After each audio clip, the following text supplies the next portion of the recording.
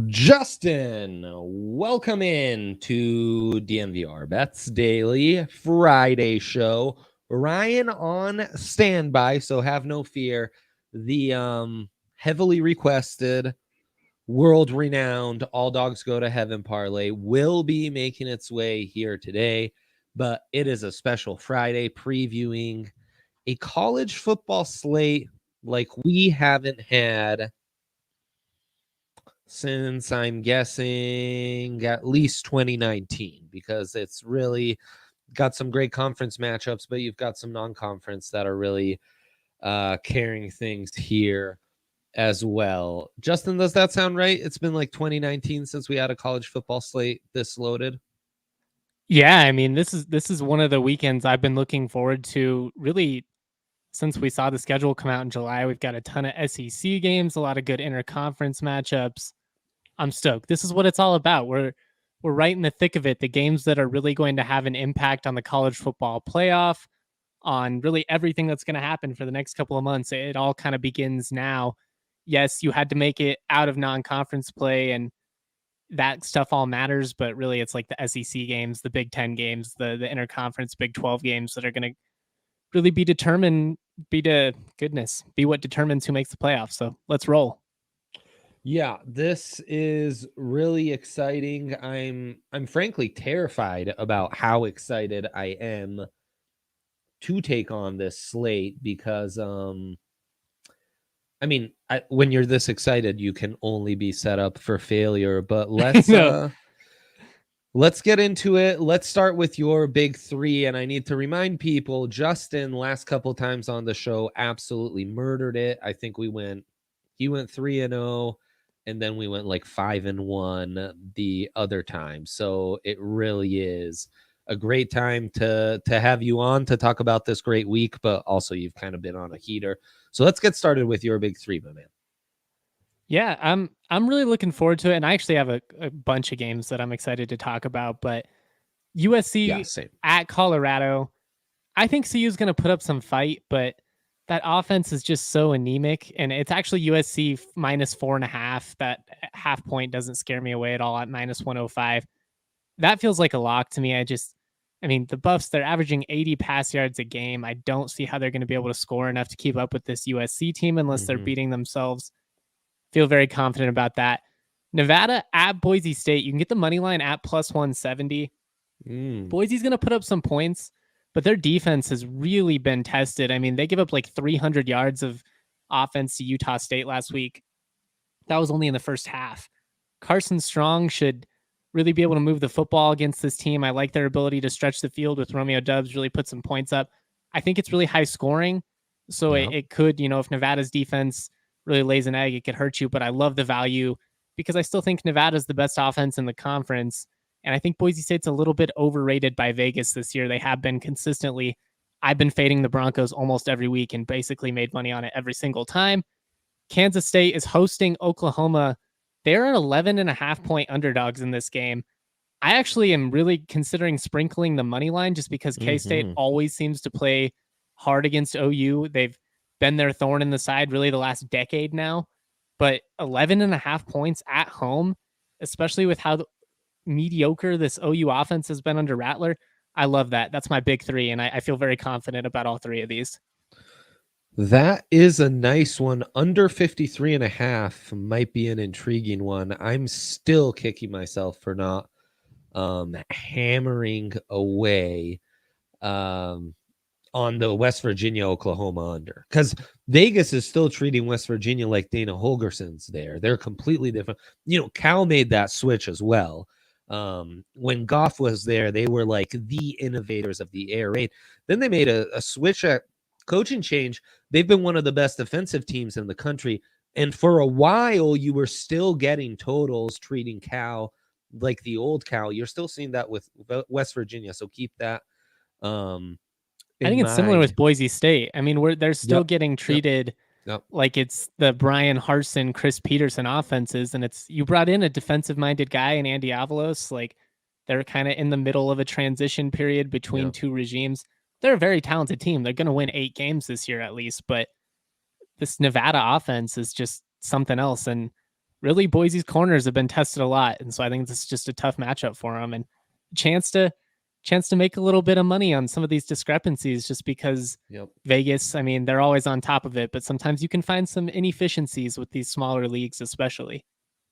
Yeah, absolutely. It's all about mining perception. And let's get into my big three, where it's the ultimate mining perception game. It's Arkansas, number 8 in the country, against number 3 Georgia. Arkansas's head coach, just a year removed from being Georgia's offensive line coach. We have a few matchups like that. Of course, Lane Kiffin going back to Alabama in probably the game of the weekend in college football. Minnesota against Cleveland in the NFL. You have Stefanski, right? The former play caller and coordinator for the Vikings under Zimmer. They get reunited. And in those other matchups, I think the familiarity is getting rewarded with closer lines. Here, Arkansas not getting respected at all. They played everyone tough, man. Like, they've been unbelievable, even against the Georgia Southern team, who don't sleep on them. They had they really put up feisty. A fight against the Power 5 opponent. But Arkansas blew them out, blew Texas out. And Texas A&M, say what you will about their offense, but that is a top defense with a lot of blue chip talents on offense as well, all 3 levels. And they were dominant. If the season ended today, like a meteorite fell from the sky and the aliens ended up giving a post-mortem Heisman, Arkansas's Burks would probably receive it. Their star wide receiver, one of the best safeties in the country, a stout defensive line full of grad transfers, which is always huge. And Georgia is just getting treated like the Georgia from a couple years ago with Jake Fromm and what have you. And I get the hype with JT Daniels, but frankly, for what Kirby Smart, their head coach, has been able to do in turning that program around the last few years, this offensively is not the strongest Georgia team, not at the skill positions, not on the offensive line. They're just not built to win big like that, especially not against a potent offense like Arkansas. I do think the talent that Georgia brings defensively is going to challenge Arkansas in a way that we haven't seen so far. Oh, big time. But an 18-point win, I mean, it could happen. But one, I just don't see their offense being that explosive. Arkansas's defense isn't great, but it has a couple of pieces to work with. I'm all over that. Plus 17.5. I love the value there. They're begging you to take Arkansas. And I will say this, Arkansas is not a pass-heavy offense. So if they do get in a hole early, that will be concerning. And they're not that kind of team that's going to backdoor you. But that's why we think they can keep this close. They can shorten the game with that run game, find some big plays, and just kind of stay with it. Yeah, Georgia just isn't that kind of team. Then give me Teddy Bridgewater over 21.5 completions against the Ravens this weekend. He's averaging 24.3. Closer game against the Ravens. I think Shermer will put the ball in his hands a lot. We have just seen a completely different Vic Fangio and offensive play calling under Bridgewater. The fact that they're going for it on 4th down, how they're more aggressive on 2nd and 3rd and long. They got some swag to them finally. Well, yes, 100%. Confidence in that offense, and I understand why they haven't had it in years past, but you can feel it. It's not just the talent. Like there's an attitude with that offensive. Well, you're not going to stop us from getting a yard or two, so yeah, we're going for it. Well, and they're moving the chains as well as any team in the league. And Bridgewater's just been very methodical. So I think 21.5 completions. Frankly, you're probably lucky only at 19 in a blowout against the Jets, where they didn't need to lean on him late. They will against the Ravens, and that's where you're going to clear this. And I also like the over 36.5 on longest completion for Bridgewater. We saw that Ravens defense, especially against the Chiefs, how when they went away from that zone coverage of theirs, things break down, and Teddy will have a couple opportunities. And then DeAndre Swift. Yeah, Sutton's stretching him at least once. Exactly, or Patrick or Fant, like just breaking maybe it can be a 5-yard slant. You break it for 35. And then DeAndre Swift. Everyone knows I'm partial to Andres. I claim most DeAndres as well. Over 37.5 receiving yards. He is turning into a true stud. He's averaging 55.3 receiving yards per game, well over 7 targets per game. Detroit will keep this close against Chicago. And when they keep it close, Swift is going to put up numbers. Goff will have to lean on him because you have those phenomenal edge rushers for the Bears coming off the edge. And of course, how do you counter that?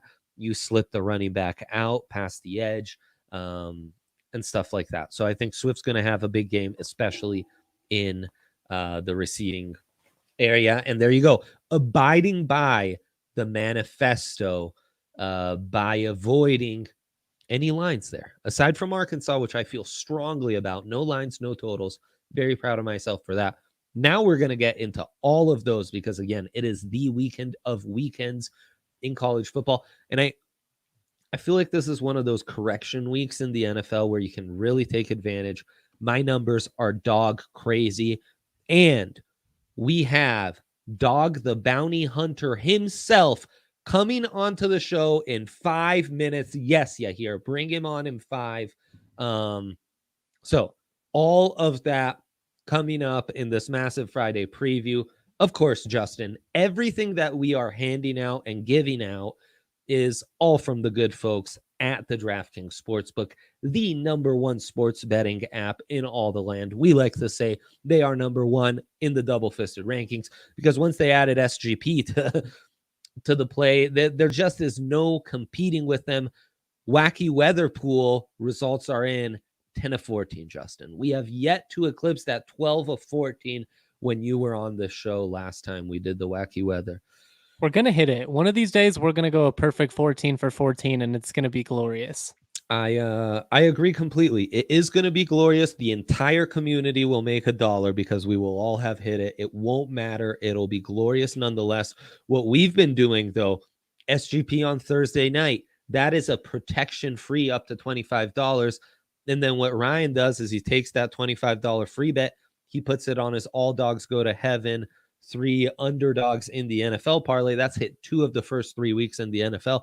That's been $300 to $400+ in your DraftKings bank account. We have been killing it just in all facets. So MLB playoffs coming up, NBA hockey coming up, obviously football season only heating up. And if you're a new user, you put $1 and you bet $1 on any like football market, NFL market, get $150 back. And of course, you use that code DNVR when you sign up. They will match your first deposit bonus up to $1,000. It is just, it's can't miss stuff. Must be 21 or older. Colorado only. Bonus comprised of a first deposit bonus and a first bet match, each up to $500. Deposit bonus requires 25 times playthrough. Restrictions do apply. See DraftKings.com/sportsbook for details. Gambling problem, call 1-800-522-4700. As we wait for Ryan, and you can interrupt us at any time. I want to get into more college football before we switch gears over to the NFL, Justin. Let's start with tonight, where suspiciously the #5 team in the country, and you know them well because you got to preview and write up and do all the great coverage you guys do at DNVR Rams over there. On that Iowa game, the Rams' former opponent last week, shorter week for Iowa, traveling to Maryland, only 3-point favorites. And I'm intrigued by those terms. I was going to say, this game smells like an upset if there ever was an opportunity for one. Iowa hosts Penn State next week. And I almost wonder if, deceptively, they're kind of starting to look ahead a little bit. And we're both Tagovailoa. Oh my goodness. I can't believe I pronounced it wrong. Tagovailoa. Can't say it. Tagovailoa. Thank you. It's the first name into the last name that screws me on it. Yeah, Talia's a tough one. Talia, yeah. Anyways, that was embarrassing. I like Maryland's potential to win this. They're at home. Mm-hmm. They're going to have a good crowd. Their passing offense has been really solid, really the last 2 years. Yeah. I just have serious questions about Iowa. I mean, if they're not running the football effectively, Petrus is just like, like he stretched the field on CSU a little bit, but that's a pretty weak secondary, and they weren't able to do a whole lot. Maybe Iowa gets it together and they have a rebound performance here, and everything I just said goes out the window. But especially with it being sandwiched in between that Penn State game, I really like Maryland. Right. That is my biggest concern, is coming off maybe a less lackluster performance against CSU, actually being extra motivated against Maryland. In an SGP, I put Maryland over 26.5 total points. If you can get that, I think that is a phenomenal bet. How about this Michigan-Wisconsin game? Undefeated 4-0 Michigan against 1-2 Wisconsin, and yet the Badgers wait. are I got one more. favored at home. one more Friday night game we can go. Yeah. Because How do you feel about State hosts BYU tonight, and you can get Utah State money line at plus 280. This Utah State offense is explosive, man. They throw the football all over the field. It's one of the toughest places to play in the country. Maverick Stadium, low-key, an awesome atmosphere. The students are right on top of it. They're 9.5-point dogs at home. I already took the points.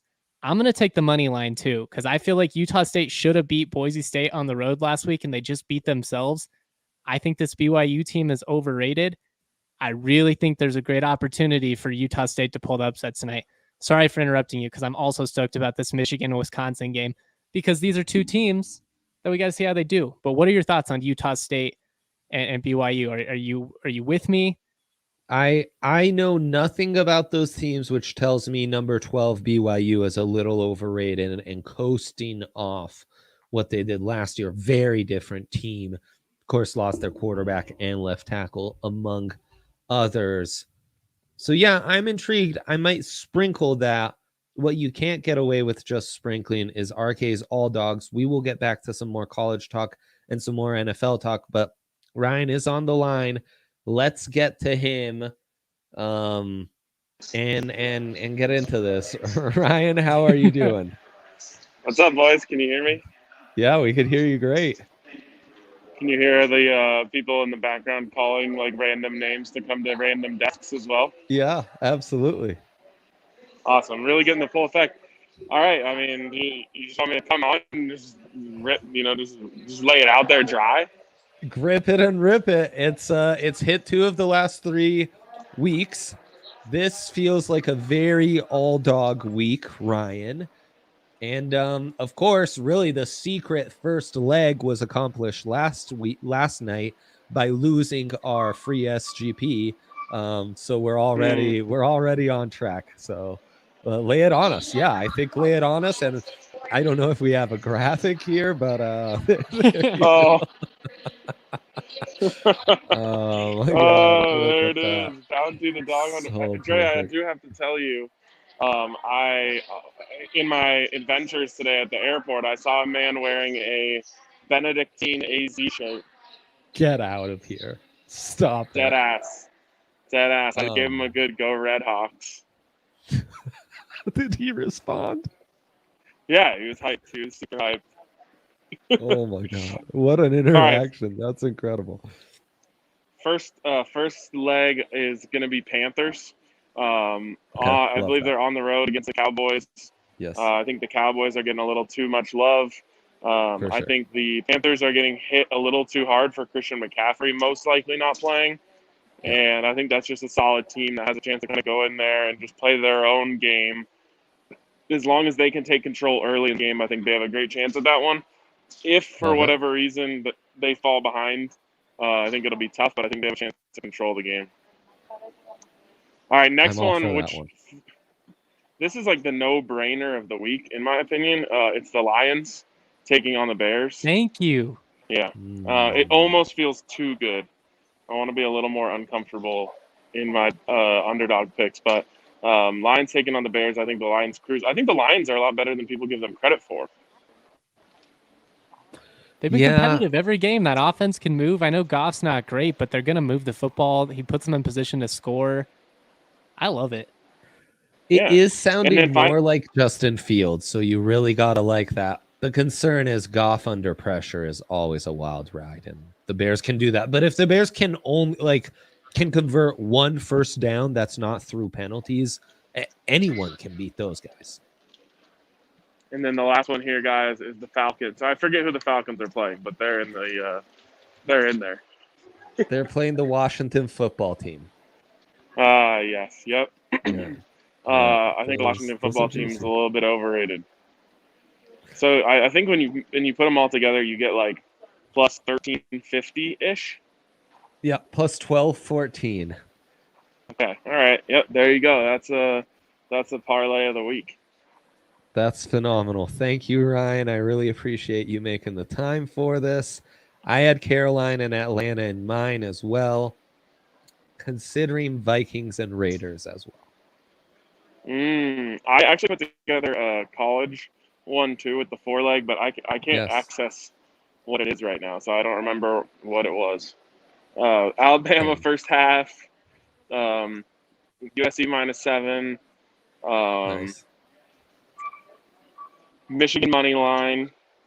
Beautiful. And oh god, what was the fourth leg? The elusive fourth leg. I can't remember what it was. I'll have to text you. No. Was it Stanford over Oregon? I think it was Western Michigan. The old Broncos of Western Michigan are rumbling this year. All right. Just beat San Jose State. That's a big one. That's a big scalp. Bounty, the dog boys. hunter. Thank you. Safe travels, hunting dogs out there. Okay. All right. Later, boys. Godspeed. That was phenomenal. I will be repeating that for you when we get into more NFL. Can I get mine? Yeah, absolutely. Denver is currently listed as a plus 100 underdog against Baltimore at home. So count. I threw them in there. But I actually went with Detroit, Denver, Atlanta, and Minnesota. So I did a 4-leg. And Minnesota I like it. feels tricky. It depends on how much that run defense lets you down. If Cleveland's able to kind of dictate the pace and do what they want offensively, it's going to be tough. But I like this Minnesota Vikings offense, especially if Dalvin Cook is playing and is effective. Like they have so many weapons to keep it interesting.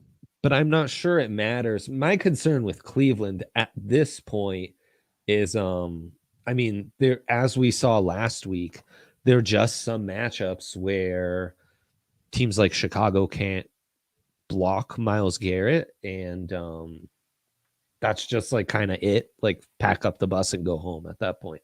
So yeah, I'm not too confident that Minnesota can, but at the same time, those Zimmer against Stefanski, often the advantage goes to the old mentor, not the mentee, in knowing what the weak flaws of a scheme are. So I'm kind of bullish. Think Minnesota's run game kind of offsets what Cleveland brings from a pass rush perspective, though. Like it's a great point. It's going to be a big factor either way. I mean, they're going to get after Kirk Cousins, but if they're able to lean on that ground game and you have to stay a little bit more honest, and then you set up some play action opportunities, I just think this Vikings offense is at least built to keep it interesting. They may not pull the upset in the end, but I like their shot. Well, I brought up the Vikings in the first place because based off of last year's numbers, which we still must go on in most cases, Cleveland was only 1 point better than the Vikings. So, and that's on a yard per play basis. So essentially you're saying it's in Minnesota, it's a push, which should be 2 points for the Vikings. Based off the season totals, this should be an even line. That's Vegas's own season totals coming into the season. Should be an even line where Cleveland's 3 points better. They're at home. Even Steven pick them. And based on estimated win, which stems off of point differential. Remember last year, Vikings, not a great team. Cleveland, much better. That's where you're still seeing the Vikings as a 1 point favorite. So while I hate it when I think it through, I do like it. The other one that I mentioned that I'm frisky on and I don't know is the Raiders at the Chargers. And where this one is intriguing for me, Justin, these are two other teams performed essentially at the same exact level last year. and are playing very well this year and relatively healthy and what have you. Here's the thing, though. So based on that, -3 to the home team, no problem. Stay away. It's exactly well set. Caveat is, in LA, I'm guessing 85% Raiders fans in that state. Yeah, it's not actually going to be a home field advantage for the Chargers at all. Right? Yeah. So that's actually a 6-point swing from how you would calculate these lines. That would create one of the biggest differentials we have all week. Now, say maybe travel factors in. So instead of 6 points, it's like a 4-point swing. Still, that's a big swing in the Raiders fans, in the Raiders' favor. That's why I'm contemplating those. I'm definitely putting Ryan's all dogs in, and then I'll put a few variations of my own. And yeah, I want to get into any other thoughts you may have on the NFL before we close out the show. We've talked about the Friday games. There are some big games on Saturday, mostly in that 10 a.m. window, which was really pissing Ryan off. We started talking about Michigan at Wisconsin. I like Michigan to pull the upset. I'm not a big believer in this Wisconsin offense. I think Wisconsin has a lot of talent. I actually preseason took them to win the Big Ten because I wasn't a believer in Ohio State, and I was right on that. I still don't know who the best team in the Big Ten is. It might be Iowa. We'll see what happens against Maryland and Penn State these next 2 weeks, but that conference could end up with something real wonky at the end. But yeah, I'm all over Michigan here. I am too. My guess, Penn State and Michigan are the 2 best teams in the conference. People sleep on Michigan. People think Harbaugh's kind of a joke. People forget that 3 years ago, they were 12-0 and like the 2nd-ranked team in the country and played a really tight game that came down to some really close, like 4th and inches type calls that went in Ohio State's favor when and he's recruited well. Like, he hasn't out-recruited Ohio State, but it's still a top 5 program in the country in terms of talent, like on a yearly basis. Well, and here's like, I think people think Georgia is already at the level of Ohio State, Alabama, Clemson, where they can just rinse, recycle, repeat. And those 3 programs are on their own. With Clemson and Ohio State maybe losing a half step. There is that next tier that can't just rinse, recycle, and repeat every year, but every 3 years can be in that top 10, top 5. And I think Georgia, obviously the top one of that tier. I don't think Michigan's that far off. And I think they do have the best skill at playmaking in a while. And they'll match up well defensively against Wisconsin. And yeah, that's just going to be the difference, is the playmaking talent. So give me the underdog there all day long. And then let's get back. I'm thinking about this a little bit for you, Zach, who's just messaged us, our guy, Zachary Castro, that he's going to the Nats, taking on the Sox. What you want is the Sox to take an early lead and then fade them, because they literally do not have bullpen arms anymore. And maybe that's the line. You can find that line where it's first 5 Sox to lead and then Nats to win it. Eduardo Rodriguez, his number set at 5.5 Ks.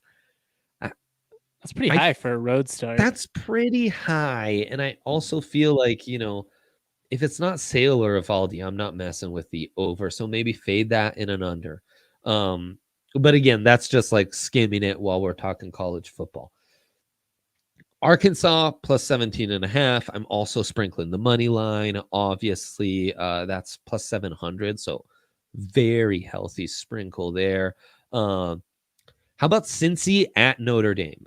We didn't get to talk about this on the draft pod this week, where we previewed all these games as well from kind of more that analytical standpoint. Everything you know about Brian Kelly at Notre Dame, how he competes at home, how his teams are prepared against ranked teams, especially non-Power 5 teams. Everything should suggest Notre Dame will come in, take care of business as underdogs, and just say thank you for the plus money. I just think once in a while in college football, it's that once in a generation moment where this is a Brian Kelly team kind of refinding their way, going through a change, much like Georgia after Jake Fromm there in the post Ian Book era. And, almost lost to Toledo, who your Rammies beat.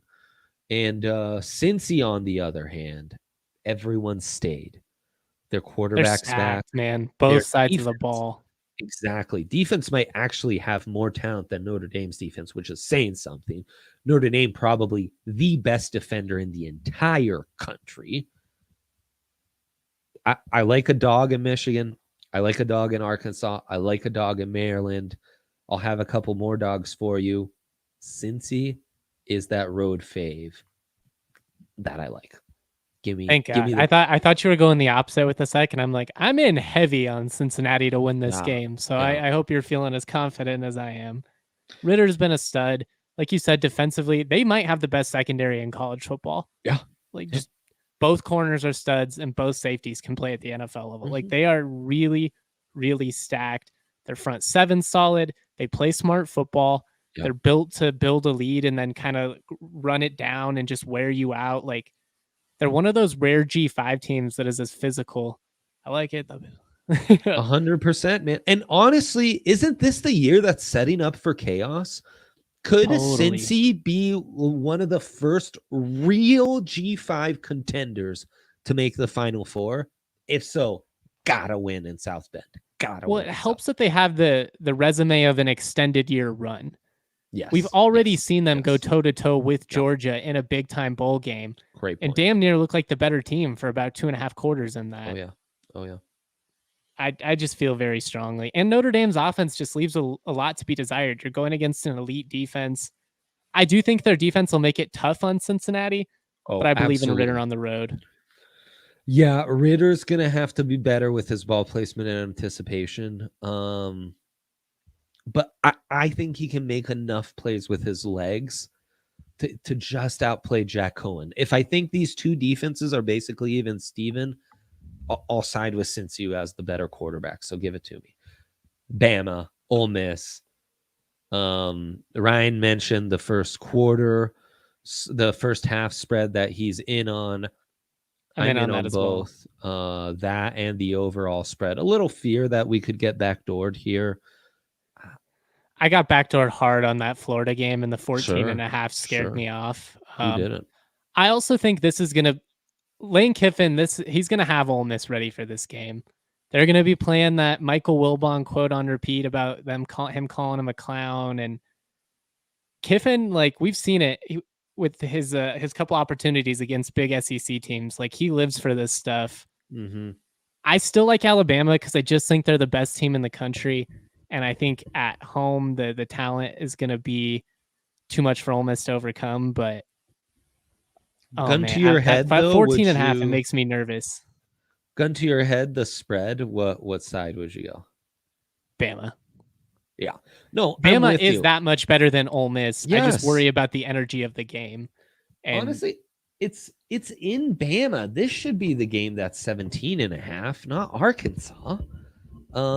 Probably based on precedent at least, but like Ole Miss beat no one. And they're 3-0. This program was 5-5 last year with an SEC only schedule in the first year under the Lane train. And Matt Corral, he puts up nice numbers. He really zips it through traffic over the middle. If he wants to take off and run, he does that well. The script for teams to beat Bama through the years, it's easy for me to remember. It's happened like 6 times in 10 years. Is you either have a super physical, great running quarterback, Cam Newton, Tebow, those kind of guys. Dak, absolutely. Great point. Or it's Chad Kelly or Manziel that's running around and running around off script, off platform, backyard football. You make some big plays that might be lucky. That's not Corral. I could also see him forcing some things. Like he does have a big arm, but they need those big plays. And I could see him trying to stretch it in between some DBs and it just get into trouble. And if that's the case, Ole Miss isn't going to be able to stop Alabama. They're going to have to play a perfect game offensively just to keep it close. all right, I've talked myself into it. They're going to cover that spread. But yeah, and as a Bama guy, I'm a little nervous. But like Florida's one thing. Florida's in that tier we were talking about. Georgia, Michigan, those teams. And it was at Florida too. At Florida in the swamp. So like don't does 5-5 Ole Miss from last year? Get out of here, man. They're 3-0, ranked 12th right now, so you're getting all this value. But I do want years this would be good, a 21. Though, just because I think Lane Kiffin being good and relevant is good for college football. That it seems like a lot of people still hate him and kind of view him as a clown. Sure. I actually think he's one of the better coaches in the country. So I'm interested to see how it all plays out. But yeah, you talked me into it, Dre, and I kind of talked myself into it. I feel good about the first half and the spread. The over is like 80 points, so that's a lot to count on. I was hearing it's the highest over in SEC football history. Yeah, I don't know if I would put money on that just because that's a lot to count on. And if if Bama gets up, for instance, you could really get screwed. Like if they win 48-7-20 or something like that, and you come just shy, like that would really suck. But yeah, I don't think. But I don't want to bet the under because you don't want to root against points. That's not fun. Like I would just stay away from the total. I'll say this: if you're a big Ole Miss guy, you want the over. You need the over. It's the only way they win. And on the other game we just talked about, Cincy Notre Dame 50.5. The way we described it as playing out with the defenses kind of dominating, it's going to be the under. I'd go under on that. Yeah, that should probably be closer to 46. Stanford +8 hosting Oregon. I think that's frisky. I think Oregon's another. We're seeing this all aside from Iowa. All these top 5, top 12 teams, you're seeing it with BYU, are getting more respect than they should a month into the season without like having beat that many teams. Oregon beat a bad Ohio State team. It's considering the circumstances, it's hard to go on the road and beat Ohio State, regardless of whether they're a national contender or not. They're still going to be an 8-9 win team. That was impressive. But I mean, Fresno State had them on the ropes. Yeah. I don't know. I'm not a believer in Stanford and Brian Shaw football right now. I probably should be because they've been really consistent, but I just have a hard time seeing them score enough points to keep up with Verdell. And I like Oregon to cover the 8 points. Yeah. I think Kentucky +7.5 against Florida is really frisky. That is, I could see that. One of the top running teams in the country. Florida is one-dimensional, so they'll kind of match up well. It'll be a shorter game. Florida's coming off this high and playing Alabama close, and they're looking ahead to some bigger matchups. Well, Kentucky, man, that's one of those SEC East teams that's been climbing and scratching and clawing for everything they get, and they know that Florida, Georgia, when you're in the SEC East, those are the barometer games. They're ready to prove where they're at. So I really like +7.5 there. NFL, am I crazy? Just real quick before we go NFL, am I crazy for thinking Kansas State at +340 at home against Oklahoma is worth sprinkling? No, not at all. Especially given the history. Not at all. That's always a really tough spot to travel for any Big 12 team. In fact, that and West Virginia are probably the 2 toughest road spots year in, year out.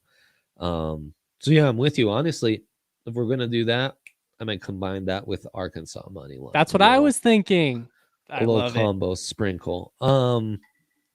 So we've talked about some of these games already in the NFL. We don't need to go through every game. I'll just say that my numbers see this as a massive overreaction week and love just about every dog on the slate.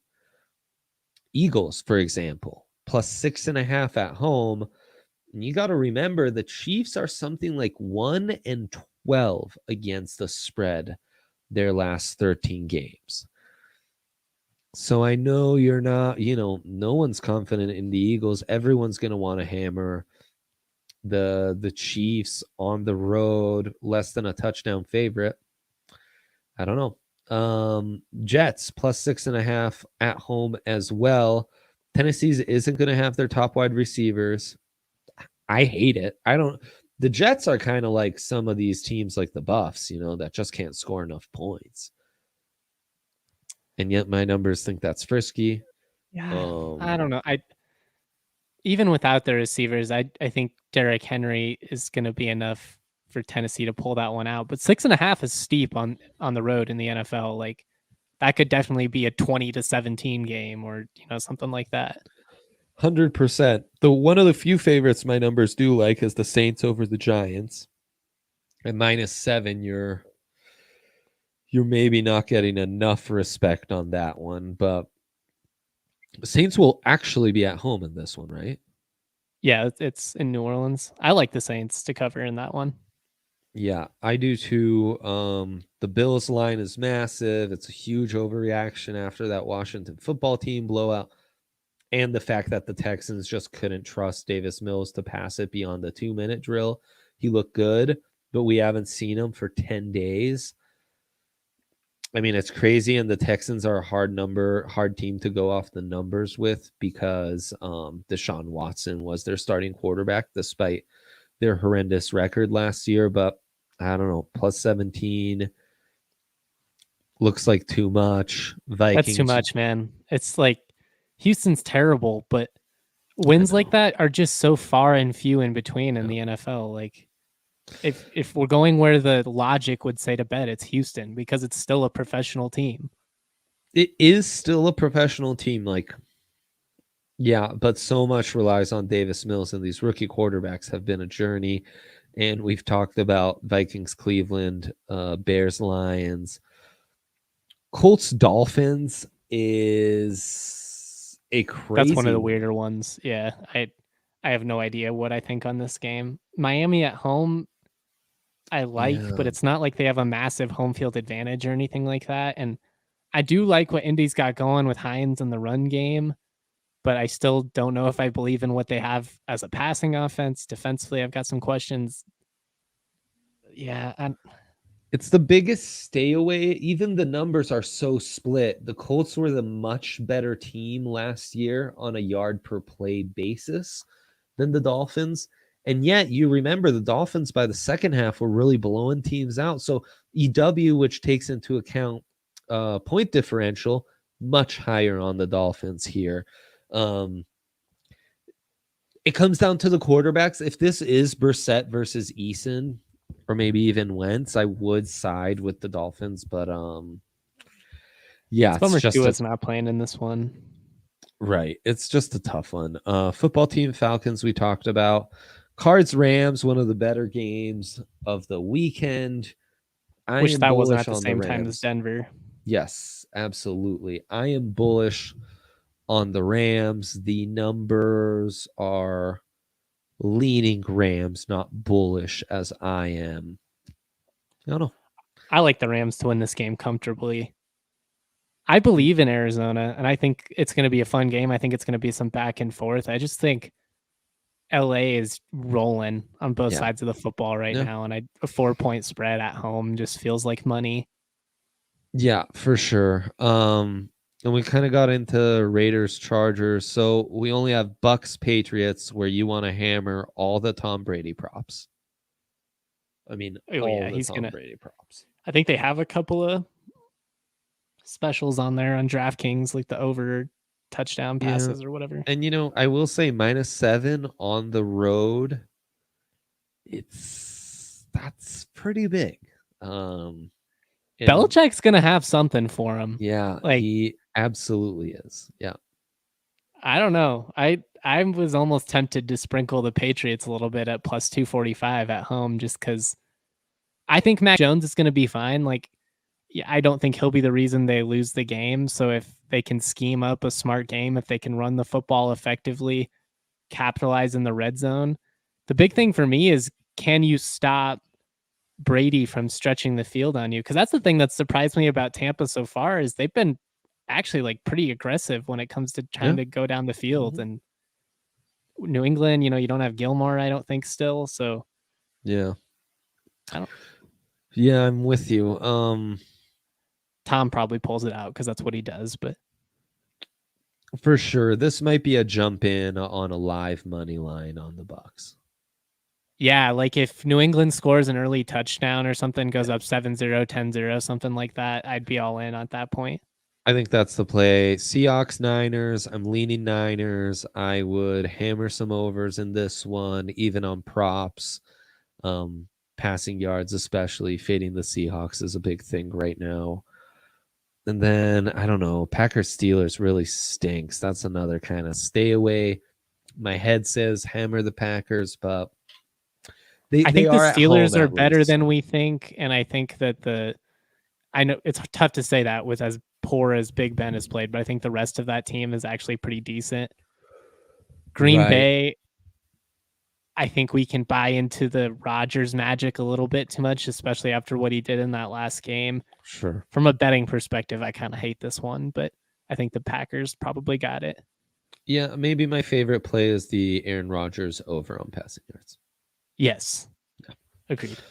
So there you go. That's a full-fledged NFL college football preview. You've got our parlays of the weekend, or at least all our picks, and a reminder, the all dogs parlay that Ryan was so gracious to come onto the pod and give to us live is Panthers money line as they go to Dallas to take on the Cowboys, Lions money line going on the road to take on the Bears, and Falcons hosting the Washington football team. That comes out to plus 1214. There you go. Best of luck, Justin. Thank you. Always a pleasure. You here. Thank you for all you've done all week for us. Best of luck. We will be back Monday.